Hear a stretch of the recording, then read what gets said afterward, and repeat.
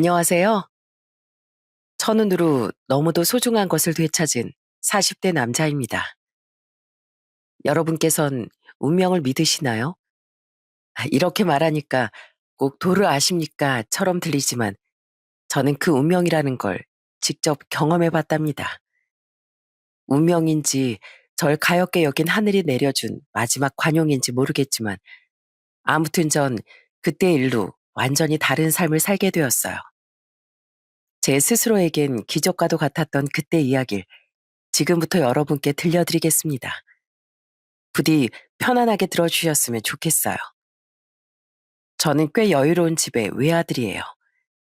아버진 나중에 고위 공무원까지 지낸 분이셨고, 어머니는 약사셨죠. 부모님은 딱 하나 있는 자식인 절 굉장히 애지중지하셨습니다. 문제는 저를 너무 오냐오냐만 하셨다는 거예요. 그런 부모님 아래서 저는 이기적이고 사회성이 없는 아이로 자랐어요. 친구들을 무시하고 이기적으로 굴며 천상천하 유아독존이다 보니 자연스레 제 주위엔 친구도 없어지더라고요. 제가 생각해도 당시 어린 시절 전 공부만 잘했지 정말 싹수가 없는 애였던 것 같아요. 그런 제게 유일하게 먼저 잘해주고 다가와줬던 친구가 있었는데요. 그 친구는 바로 국민학교 4학년 시절 처음 같은 반이 됐던 강숙란이라는 친구였어요. 새 학기가 되자마자 제 짝이 된 숙란인 친구가 없던 절 정말 잘 챙겨줬죠. 야, 너 나 좋아하냐? 왜 자꾸 나랑 붙어 다니려고 해? 숙란인 아무도 저와 짝을 하지 않으려는 체육 시간에 제게 먼저 짝을 하자며 손을 내밀어 주었고 늘 혼자 점심시간에 도시락을 먹던 제 옆에 남아 함께 도시락을 먹어주었어요. 솔직히 전 자존심 때문에 친구가 필요 없는 척했지만 사실은 외로웠습니다. 그래서 제 옆에 있어주는 숙란이가 좋았지만 말은 굉장히 삐뚤어지게 나왔던 것 같아요. 저런 제 말에 숙란이 픽 웃으며 이렇게 말했죠. 너 친구 없잖아. 그래서 내가 친구해주는 건데? 왜? 나 갈까? 너 나랑 놀기 싫어? 누가 가래? 그냥 물어본 거지. 숙란인 워낙 남녀노소 모두에게 인기가 많아 늘 주위에 친구들이 몰렸는데 항상 숙란이 옆에 있게 되다 보니 자연스레 저도 다른 애들이랑 조금씩 어울리게 됐습니다. 제가 평소처럼 친구들에게 못된 말이라도 하려고 하면 숙란인 제 등을 퍽퍽 치며 큰 소리로 야단을 치기도 했어요. 으이그, 야 박종구, 네가 그러니까 친구가 없는 거야. 너 때문에 민우가 넘어진 건데 미안하다고 해야지. 왜 넌 잘못 없다고 말하면서 오히려 애를 노려봐? 입장 바꿔서 민우가 널 넘어뜨렸는데 너처럼 행동하면 넌 좋겠니? 네가 뭔데 날 자꾸 가르치려고 들어. 우리 부모님이 난 틀린 거 하나도 없다고 하셨어. 부모님이 여기 계시지도 않는데 네가 잘못했는지 아닌지 어떻게 아시냐? 너 마마보이야? 네가 잘했는지 잘못했는진 지금 네 스스로 생각해야지. 저와 동갑이었건만 숙란인 정말 야무지고 똑똑했습니다. 저처럼 공부만 잘하는 철부지 애랑은 격이 달랐죠. 그런 숙란이 덕에 전 부끄러움도 많이 느끼고 반성도 많이 하게 됐어요. 그땐 너무 어려서 참 솔직하지 못했지만 돌이켜보면 전 그 4학년 때부터 숙란이를 짝사랑하기 시작했던 것 같아요. 야, 박종구, 우리 또 같은 반이네? 중학교 와서도 너랑 같은 반이 될 줄이야. 너무 반갑다. 야, 근데 너 많이 변했다? 친구들이랑도 잘 지내고, 너 그거다. 이 누나가 사람 만들어줘서 그런 거 알지? 숙란인 국민학교 6학년 때와 같은 중학교에 진학 후 2학년 때 저와 같은 반이 됐었습니다.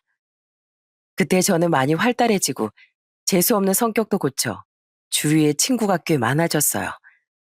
숙란인 생글생글 웃으며 제게 장난을 쳤는데 사춘기 때라 그런지 그때도 제 입에선 괜히 틱틱대는 말이 나오더라고요. 웃겨. 이게 원래 내 성격이거든? 그리고 내가 너보다 생일이 2달은 빨라. 누나는 무슨. 사실 그 말과는 달리 전 숙란이에게 많이 고마워하고 있었어요. 만약 숙란이가 아니었다면 전 아마 평생 이기적이고 친구 없는 외톨이로 살았을지도 모르니까요. 중학교 3학년이 되면서 전 이사로 인해 같은 서울의 다른 동네로 전학을 가게 됐어요. 그때 당시엔 휴대폰이 보편화된 시대도 아니었고 숙란인 그 흔한 삐삐조차 없던 애라 우린 자연스레 인연이 끊겼죠. 하지만 혼자서만 오래도록 짝사랑했던 숙란인 아무리 시간이 지나도 제 가슴 속에서 잊혀지질 않더군요. 약대를 다니고 졸업 후 약사가 될 때까지 두어 번 이성과의 만남을 가져보긴 했지만 왜인지 그리 오래 가지 못하더라고요. 강숙란, 너 나 기억해? 나 종국이야, 박종국. 어? 야, 너 오랜만이다. 어쩜 이렇게 어릴 때 그대로냐? 안 그래도 조금 전에 애들한테 들었어. 너희 어머니처럼 약사 됐다며? 멋지다, 야. 그렇게 끝나지 않던 제 짝사랑은 제 나이 34살에 처음 열린 국민학교 동창회에서 꽃을 피울 수 있었습니다. 숙란이를 다시 만난 거죠. 어린 시절과 달리 많이 성숙해졌던 전 그날 이후 절대 숙란이를 놓치지 않았어요. 용기 내어 숙란이와 약속을 잡고 20여 년간 하지 못했던 고백도 하는 등 노력한 끝에 저는 숙란이와 연인이 될 수 있었습니다. 이후 우린 정말 뜨겁게 연애를 했어요. 저는 정말 이 사람 없으면 안 되겠구나 하는 절절한 마음을 숙란이에게 느꼈습니다. 그렇게 전 연애 3년 만에 숙란이에게 청혼을 하게 됐어요. 숙란아, 내가 너 세상에서 가장 행복한 여자로 만들어줄게. 나랑 결혼해 줄래? 진심이야? 반지는 또 언제 샀어? 고마워, 종구가. 근데 너희 부모님이 날 허락해 주실까? 우린 직업 차이도 집안 차이도 너무 많이 나잖아. 숙란이 걱정처럼 솔직히 저도 부모님이 걱정이 되긴 하더군요. 부모님은 제게 거는 기대가 아주 크셨거든요. 아니나 다를까 제가 먼저 숙란이에 대해 말씀드리자 부모님은 거세게 반대를 하셨습니다. 뭐? 부모도 없이 어릴 때부터 할머니 손에서 여동생이랑 자라내라고? 게다가 직업도 뭐 중속이요? 아유, 뒷모가. 이 애비 주위엔 자식들을 재벌집에 시집장가 보냈으면 보냈지. 그런 집안에 결혼시킨 사람은 없다. 이 아빠 명성에 먹칠할 셈이야. 네 아버지 말이 맞아, 종구가. 우리가 널 어떻게 키워서 약사까지 만들었는데 그런 너랑 어울리지 않는 애랑 결혼을 한다고 하니? 우린 절대 결혼 허락 못한다. 아예 인사시키지도 마. 무작정 그렇게 반대만 하지 마시고요. 어머니 아버지. 숙란이 아니었으면 지금의 저도 없을 거라고 말씀드렸잖아요. 숙란이 정말 멋지고 좋은 애예요. 만나보시면 분명 생각이 바뀌실 거예요. 부모님은 5살 때 사고로 부모님을 여인 데다 형편도 고만고만하고 직업도 평범했던 숙란이를 절대 며느리로 드릴 생각이 없다고 하셨어요. 하지만 전 부모님을 끊임없이 설득했죠. 숙란이에게 미안해하면서요. 내가 직접 찾아가서 인사드려 볼게. 나도 종국이 너랑 꼭 결혼하고 싶으니까 너희 부모님께 잘 보이기 위해 최선을 다할 거야.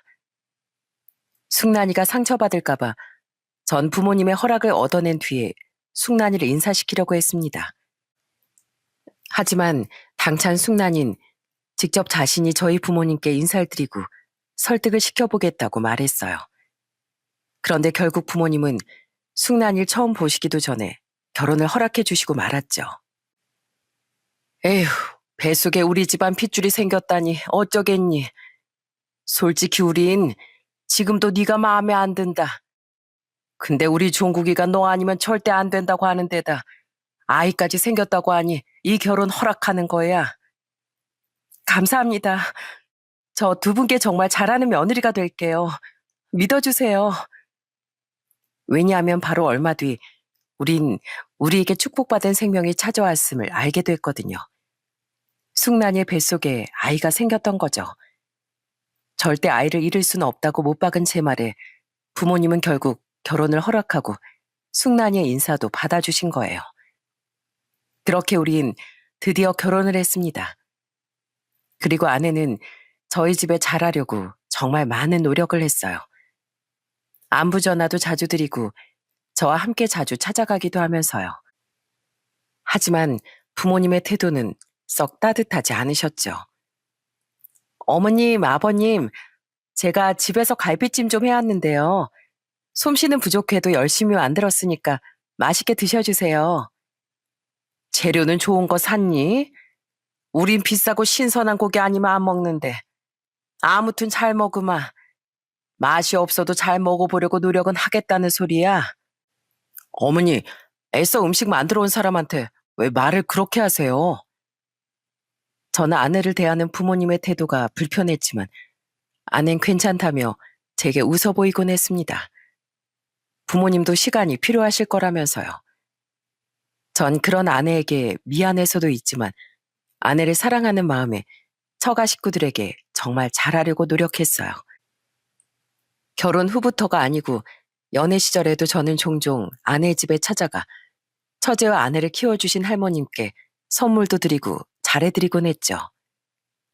할머님, 오늘 드신 전복 어떠셨어요? 아주 실하고 맛있었죠? 그래, 내 그렇게 토실토실한 전복은 처음 먹어봤네, 박서방. 근데 매번 너무 비싼 음식만 사주는 거 아니야? 고마워서 나도 뭐라도 더 해주고 싶은데 이 늙은이가 뭐 해줄 게 있어야지. 아유, 저희 집사람을 이렇게 잘 키워주셨는데 그거 이상으로 뭘 더 해주세요. 그냥 오래오래 건강만 하세요, 할머님. 우리 다음엔 바다 보러 갈까요, 할머님?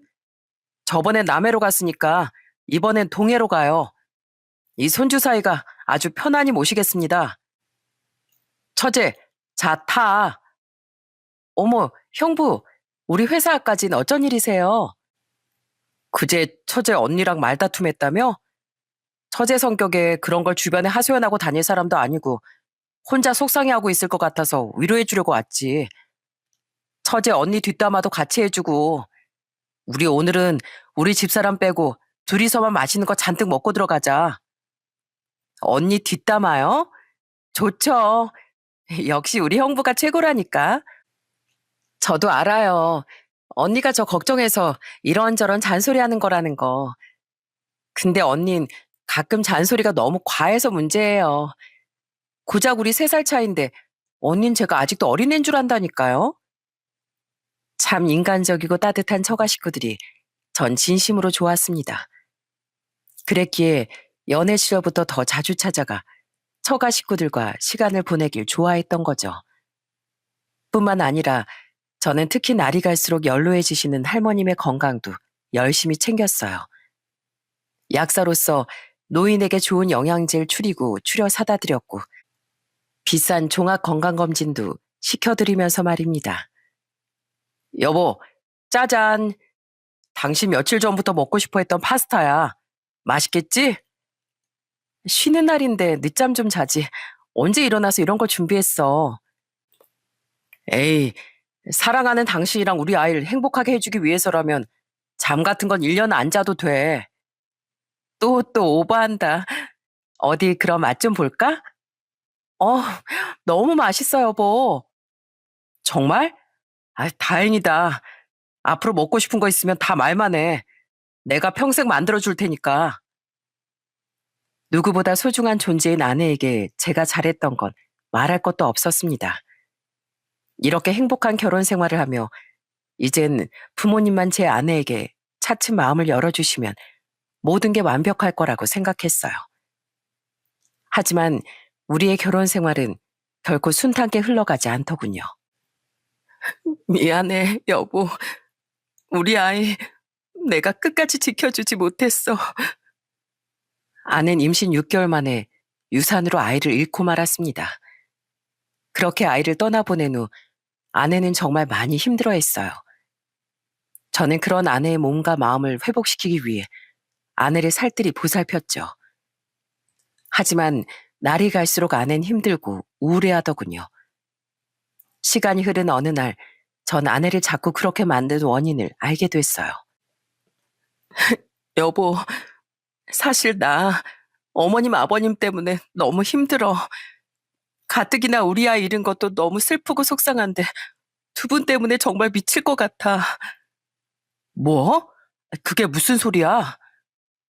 어느 날 눈물을 흘리며 이야기를 털어놓던 아내의 말을 듣고 저는 소스라치게 놀라고 말았어요.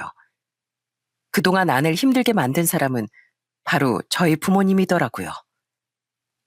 어머님하고 아버님, 내가 유산한 후에 번갈아 가면서 자꾸 전화를 하셨어. 처음에 위로하시려는 줄 알고 받았더니 그게 아니더라. 두 분은 이제 걸림돌인 아이도 없는데 당신이랑 하루빨리 이혼하라고 날 종용하셨어. 내가 죄송하지만 그럴 수 없다고 하니까 어머님이 글쎄 뭘 하셨는지 알아? 뭐라고 하셨는데? 내 씨가 나빠서 애가 유산된 거래. 그리고 난 애를 잃은 것처럼 앞으로도 당신 앞에 부름만 가지고 올 팔자 더러운 애니까 당장 당신 옆에서 떨어지라고 하시더라고. 나 정말 크게 상처받았어. 너무 놀라서 심장이 쿵쾅대더군요. 아내는 그동안 제 부모님에게 날이 바짝 선 말들로 이혼을 강요당했던 거예요. 아내는 제 부모님이 저 몰래 아내에게 뱉어낸 가시 같은 말들을 털어놓으며 서럽게 흐느꼈습니다. 그걸 대체 왜 나한테 말을 안 했어? 왜 그걸 듣고만 있었냐고. 당신 맨날 당신 부모님 때문에 나한테 미안해 했잖아.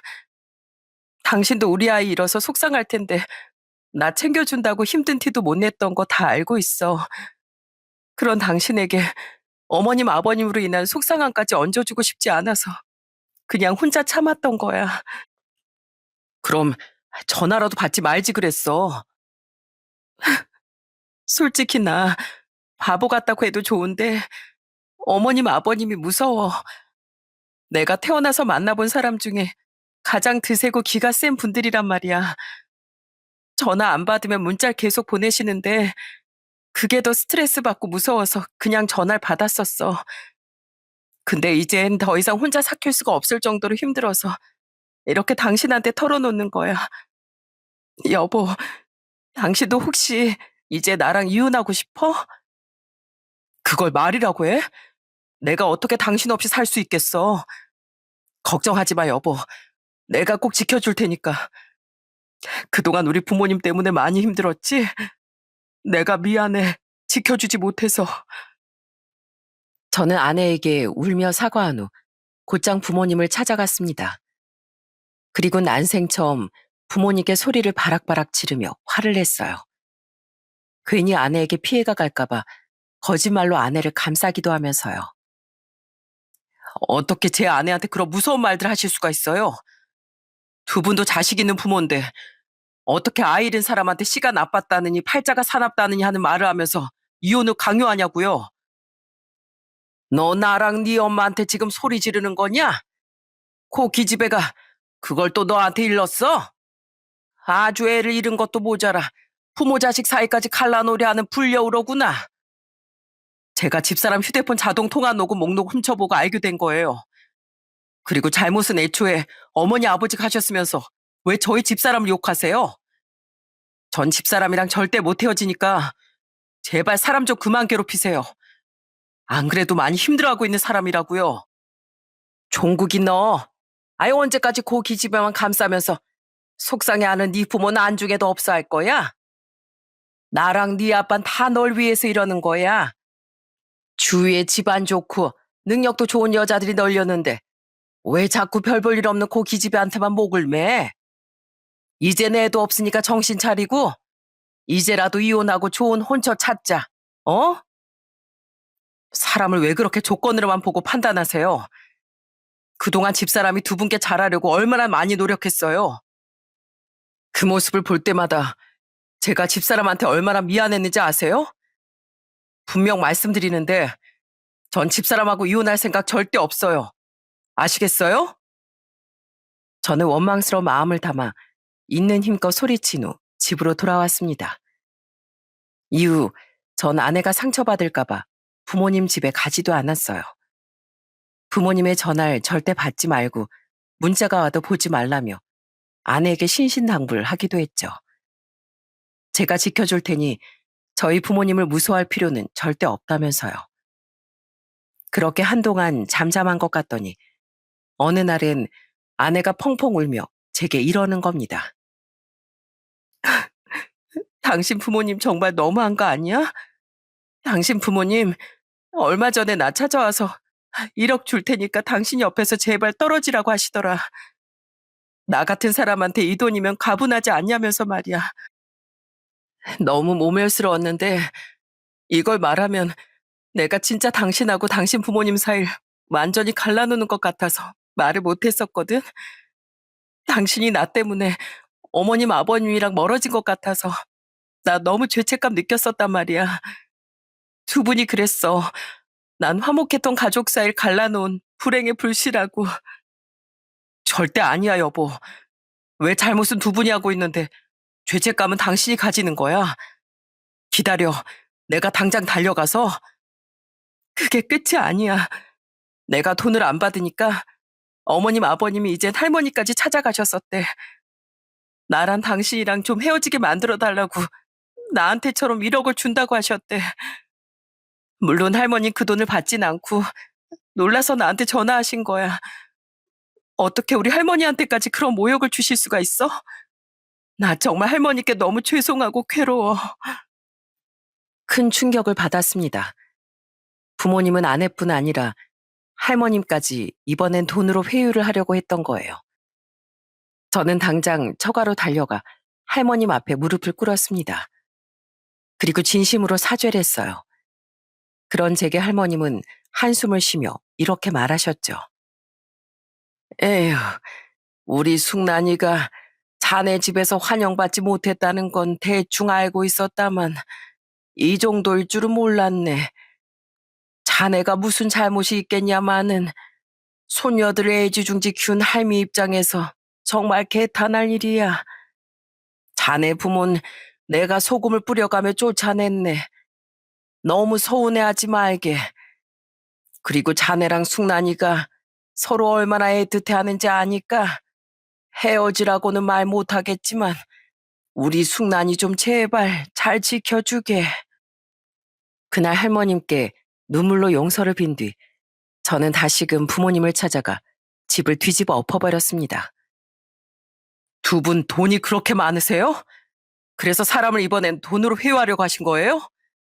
자식인 제 앞에서 부끄럽지도 않으세요? 네? 어디까지 절 수치스러운 죄인으로 만들어야 속이 시원하시겠어요? 대체 왜 절 이렇게 괴롭히시냐고요? 우리가 오죽했으면 이러겠니? 걔 네 앞길을 영원히 망칠 거야. 너보다 훨씬 오래 산 우리 눈엔 다 보여. 말로 못 알아먹는 것 같으니 이번엔 좋게 좋게 설득하려고 했건만 고 기집애가 보통 독한 게 아니구나. 아주 널 단단히 홀려놓고 안 놓아주고 있어.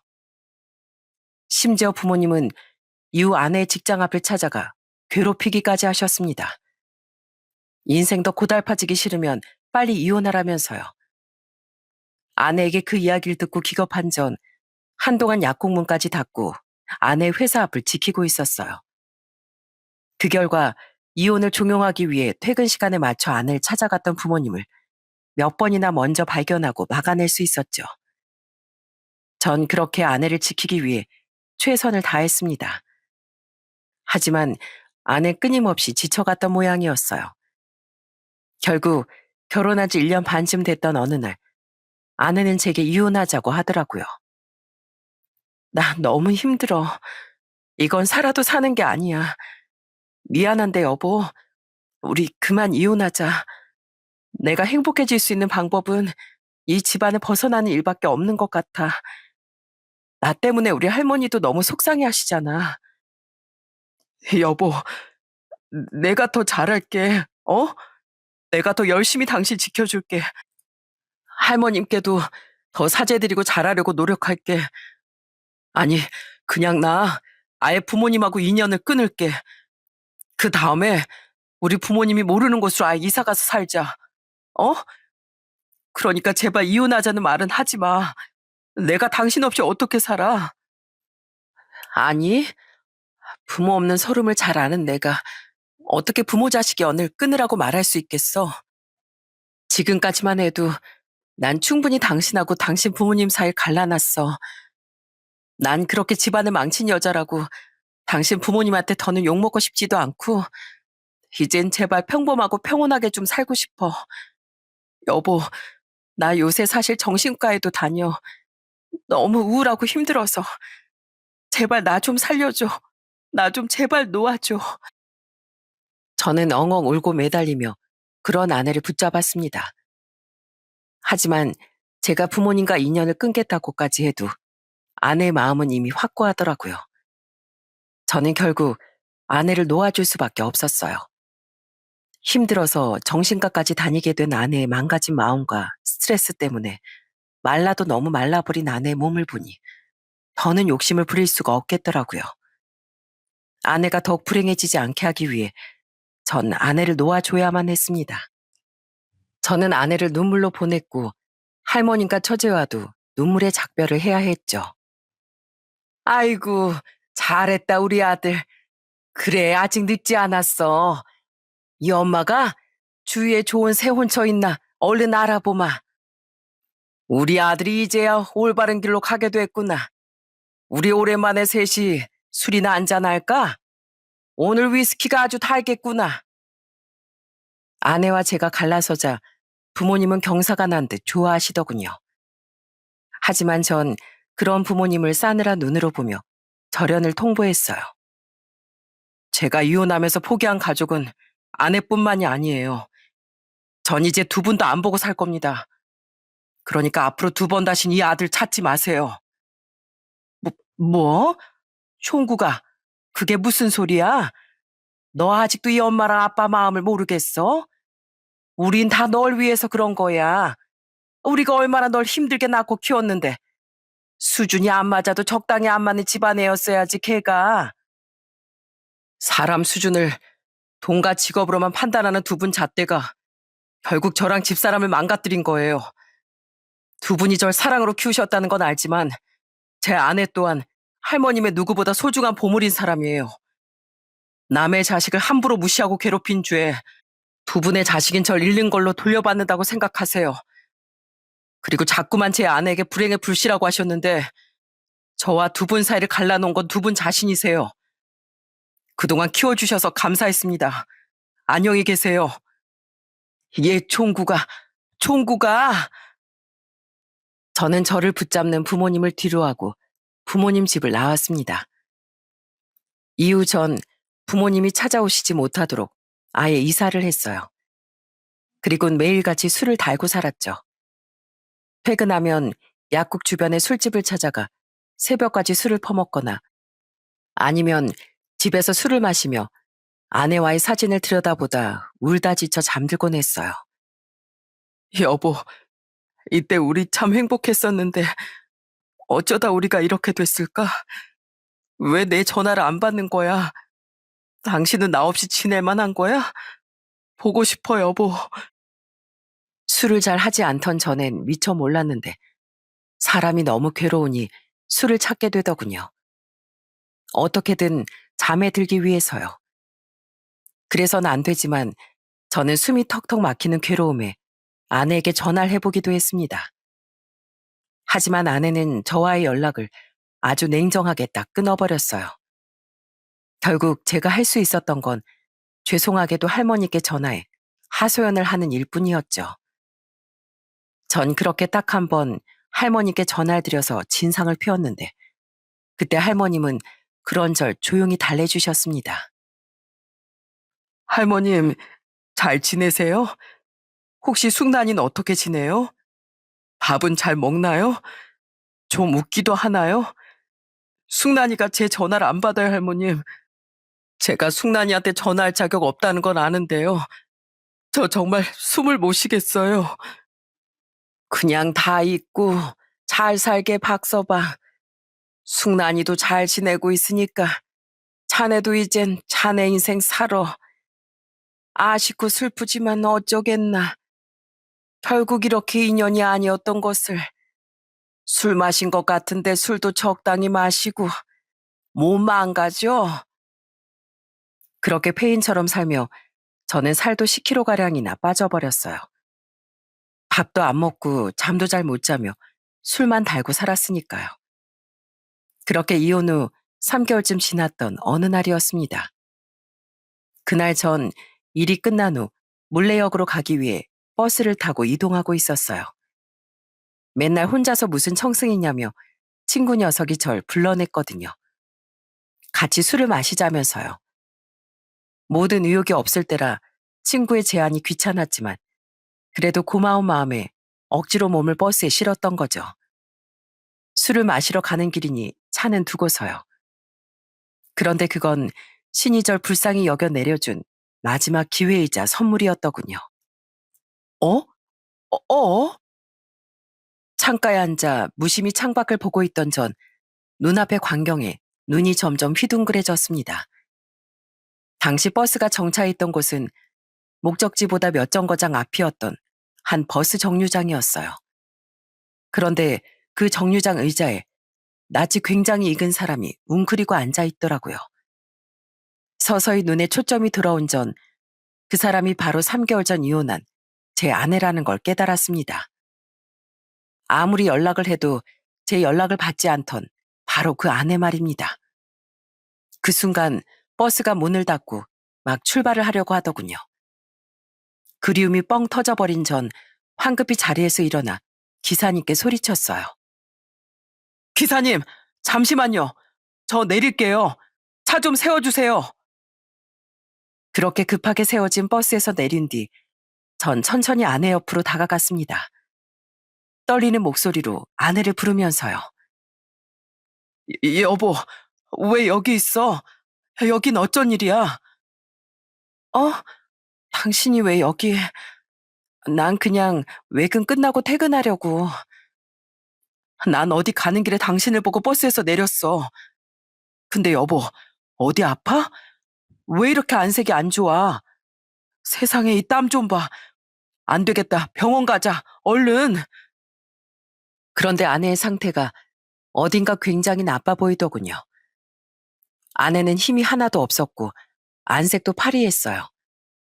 게다가 무슨 땀을 그렇게 많이 흘리는지 딱 봐도 아내의 몸엔 문제가 있어 보이더라고요. 약사인 전 한눈에 아내가 환자라는 걸 알아봤습니다. 자세히 보니 아내는 그냥 웅크리고 있는 게 아니라 거의 축 늘어져 있는 상태였어요. 반가움이고 뭐고 아내의 걱정에 눈이 뒤집힌 전 얼른 아내를 데리고 택시를 잡았습니다. 됐어. 그냥 가. 나 괜찮아. 병원 가더라도 내가 알아서 갈게. 지금 제대로 앉아있지도 못하면서 왜 그렇게 자존심을 부려? 그냥 내가 알아서 한다니까. 그냥 내 말 들어. 사람들 앞에서 이렇게 쓰러지는 것도 민폐인 거 몰라? 잔말 말고 빨리 와. 택시! 택시! 그 와중에 그냥 가라는 아내와 저는 실랑이까지 해야 했어요. 결국 전 아내를 병원에 데리고 가기 위해 모진 말까지 내뱉은 후에야 아내를 병원에 데려갈 수 있었죠. 아내는 몸도 잘 가누지 못해 전 아내를 거의 들쳐업다시피 부축해서 택시에 태우기까지 해야 했어요. 아내는 병원에 도착하자마자 의식을 잃진 않았지만 거의 축 늘어져 버렸습니다. 아내가 검사를 받는 동안 저는 아주 초조하게 기다렸어요. 그리고 잠시 뒤 의사가 저를 따로 조용히 부르지 않겠어요? 보호자분, 잠깐 와보셔야겠는데요. 그때 절 부른 의사의 말은 충격적이기 그지없었습니다. 의사는 제게 심각한 표정으로 말했어요. 강숙남 환자분, 지금 임신 중인 거 알고 계셨나요? 네? 임신이요? 모르셨어요? 5개월쯤 되신 것 같던데.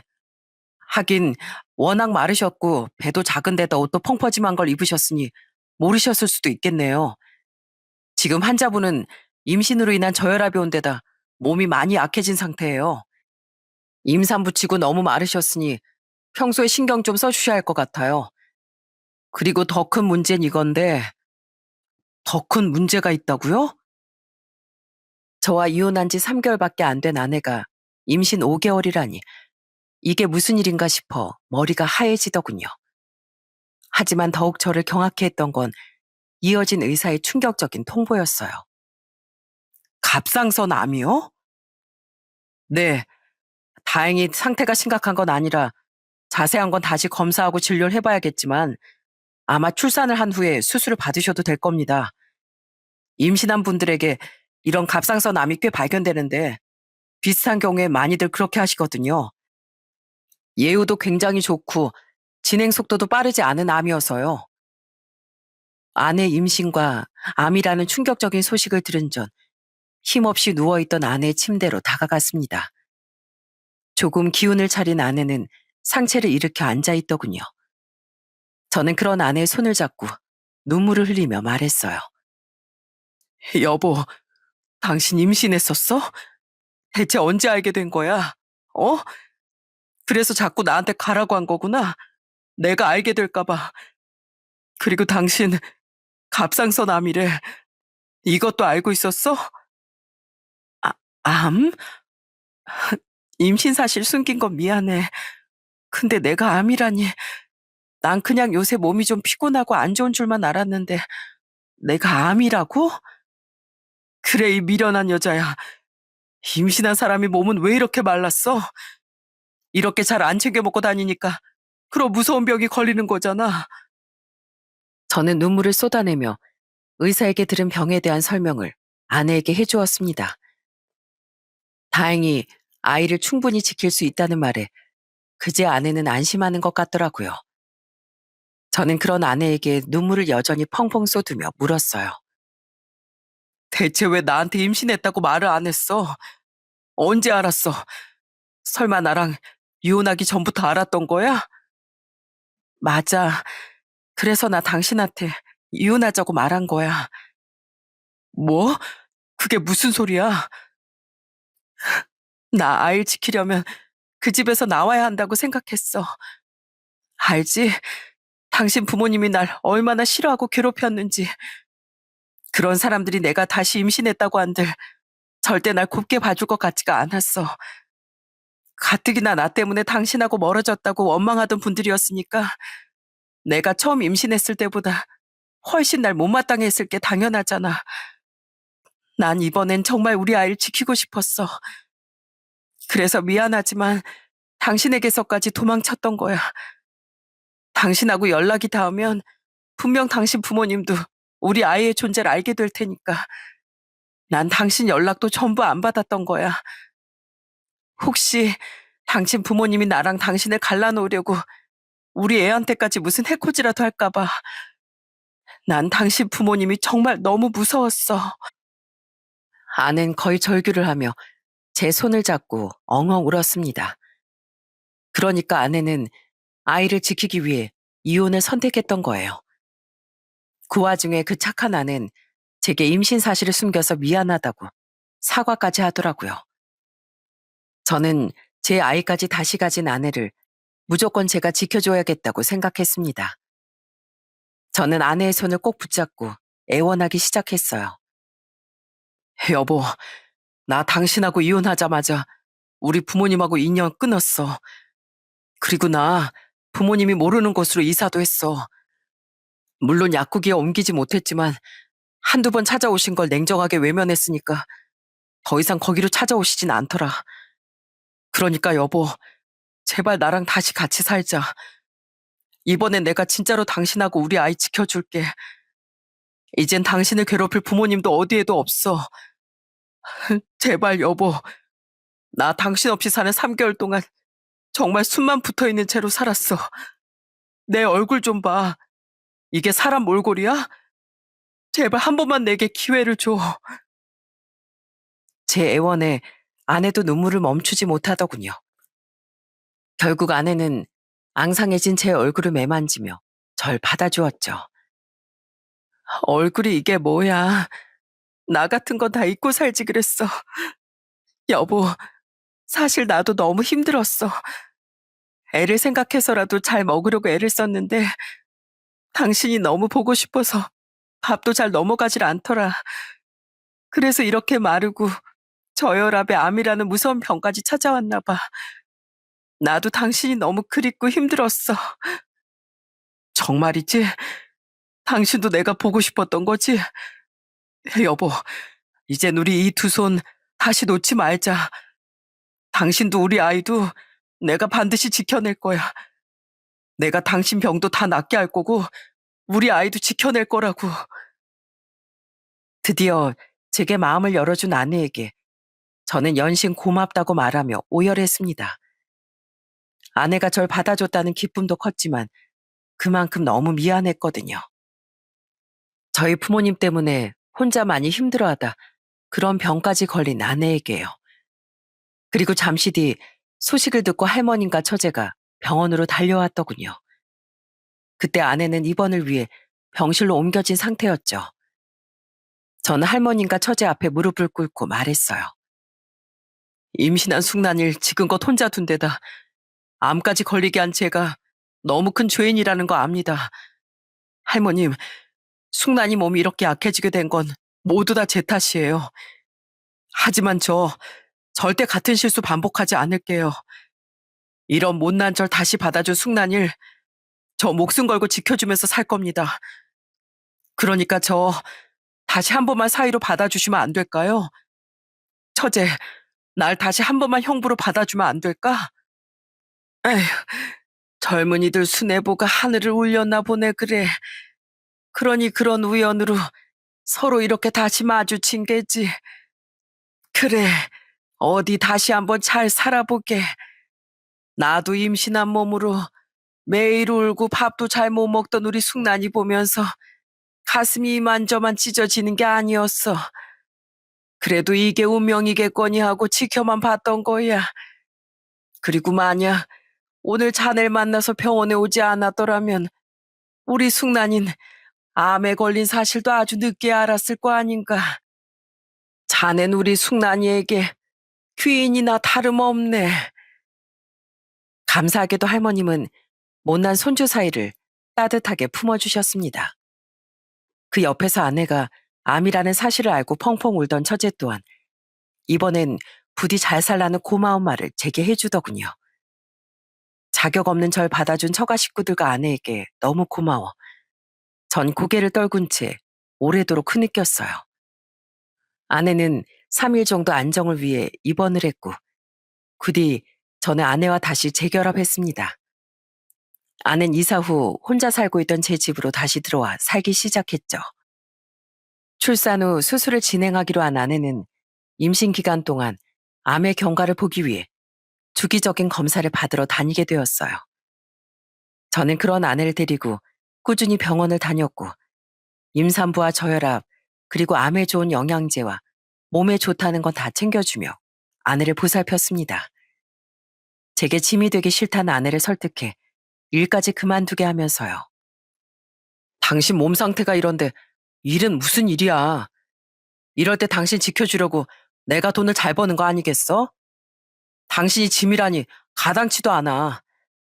늘 말했듯이 당신은 내 목숨이고 살아가는 이유야.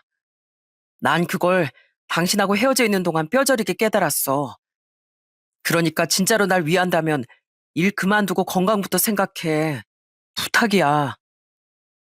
그런 제 진심에 아내도 더는 고집을 부리지 않았습니다. 한편 전 아내와 재결합을 하자마자 오랜만에 부모님을 찾아갔어요. 그리곤 마음을 굳게 먹고 이렇게 말씀드렸죠. 저 두 분 보고 싶어서 찾아온 거 아닙니다. 저 집사람이랑 재결합했고 집사람은 이미 임신도 한 상태예요. 그 사실을 혹시 나중에라도 알고 두 분이 또 집사람을 괴롭힐까봐 저 이렇게 찾아와서 먼저 말씀드리는 거예요. 분명히 말씀드리는데 저희 집사람 또다시 괴롭히지 마세요. 만약 또 연락하고 찾아가서 제 아내나 할머님을 괴롭히면 그땐 저 부모님이고 뭐고 바로 고소할 겁니다. 아버지, 그래도 전직 고위 공무원이셨는데 자식에게 고소당하는 불명예는 얻으시면 안 되겠죠? 어머니도 그럼 분명 주위에 망신 크게 당하실 거고요. 전 분명히 말씀드렸습니다. 부모님은 저더러 배은망덕한 놈이라며 소리를 지르고 눈물을 흘리시더군요. 물론 자식으로서 굉장한 불효였지만 이미 가정을 꾸린 제게 가장 중요한 건 아내와 아이를 지키는 일이라고 생각했기에 저는 마음을 독하게 먹고 그 집을 나왔죠. 그 뒤 부모님은 포기 않고 제 약국으로 찾아와. 종구가, 너 지금 속고 있는 거 아니야? 걔 혹시 바람 피워서 다른 놈 씨를 품고 있는 거 아니냐? 너 분명 속고 있는 거야. 하는 망언을 하기도 하시더군요. 제발 그만 좀 하세요. 대체 멀쩡한 사람을 어디까지 그렇게 몰아가시려는 거예요? 말도 안 되는 말인 거 두 분도 아시잖아요. 이놈아, 너도 부모가 돼보면 알 거다. 자식 앞길을 위해서 부모가 못할 짓이 뭐가 있니? 이건 절 위한 길이 아니라 두 분의 만족을 위해서 제 인생을 조종하시는 거 아닌가요? 두 분겐 죄송하지만 전 제 아내를 지켜야겠습니다. 그러니까 제가 정말 소중하셨다면 애초부터 제 아내를 괴롭히지 마셨어야죠. 제가 뭘 소중하게 생각하고 어떤 인생을 살고 싶은지 무시하는 부모님은 저도 더는 거부하겠습니다. 저는 그런 부모님에게 맞서 싸웠습니다. 결국 부모님은 절 포기하고 약국에도 찾아오지 않게 됐죠. 그렇게 아내와 재결합한 지 3년이 지난 지금 전 아내와 아들과 아주 행복하게 살고 있어요.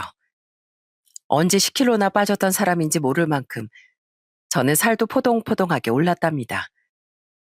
주부가 된 아내가 어찌나 아이와 제 음식을 푸짐하게 차려주는지 제 살은 마치 행복만큼이나 두툼해졌어요.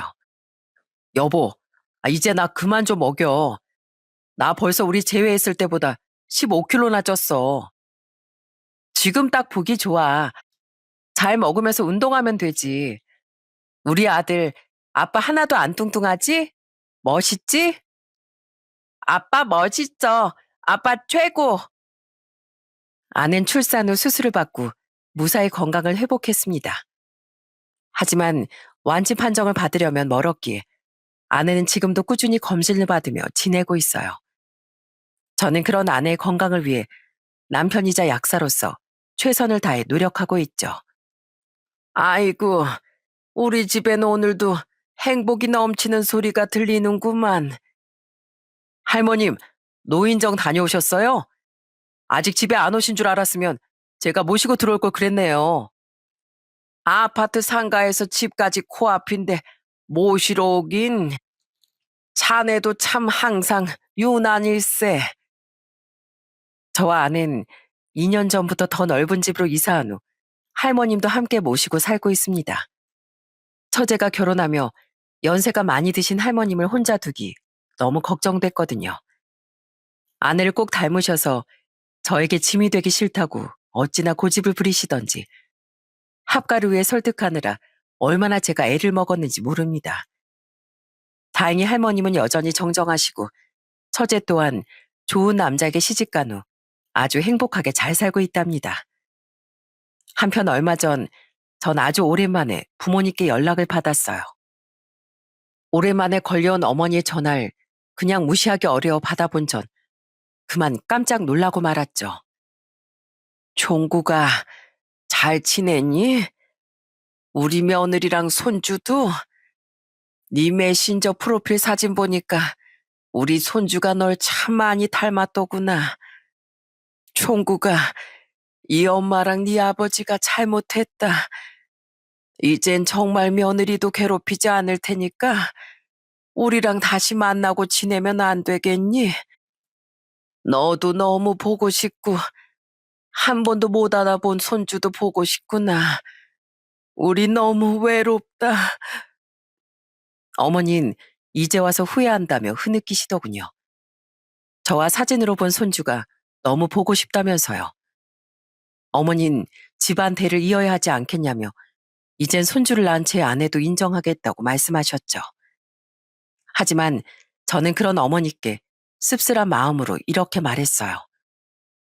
이제 와서 아무 일도 없었던 것처럼 잘 지내기엔 제 아내가 너무 큰 상처를 받았어요. 우리에겐 조금 더 시간이 필요할 것 같네요. 그게 얼마나 걸릴지 모르겠지만은요. 저흰 지금 너무 행복해요. 그러니까 혹시라도 찾아와 이 행복을 깨지 말아주세요. 죄송합니다. 이렇게 말하고 전화를 끊은 뒤 전 아직까지 아내에게 그때 일을 말하지 않았습니다. 괜히 부모님에 대해 말했다가 겨우 아문 아내의 상처가 들쑤셔질까 봐요.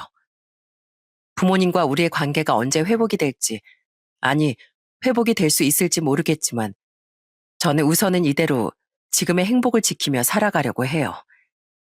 상처는 치유되지만 흉터는 남는다. 그러나 흉터는 삶의 흔적이 된다는 말이 있습니다. 부모님께서 아내뿐 아니라 제 가슴에까지 남긴 상처는 오래도록 쉽게 사라지지 않을 것 같아요. 하지만 언젠간 아내와 희미해진 흉터를 뒤돌아보며 웃을 수 있는 날이 오기를, 그리고 그날이 검은 머리 파풀이 될 때까지 오래오래 계속되길 바라며 살아가려고 합니다. 두 번 다시 일어선 안 될 아내와 제 아들을 지켜주면서요. 만약 그날 그 버스 정류장에서 아내를 보지 못했다면 지금 전 어떻게 살고 있을까요? 제 아내와 아이는요? 정말 상상도 하고 싶지 않을 만큼 슬프고 끔찍할 것 같아요.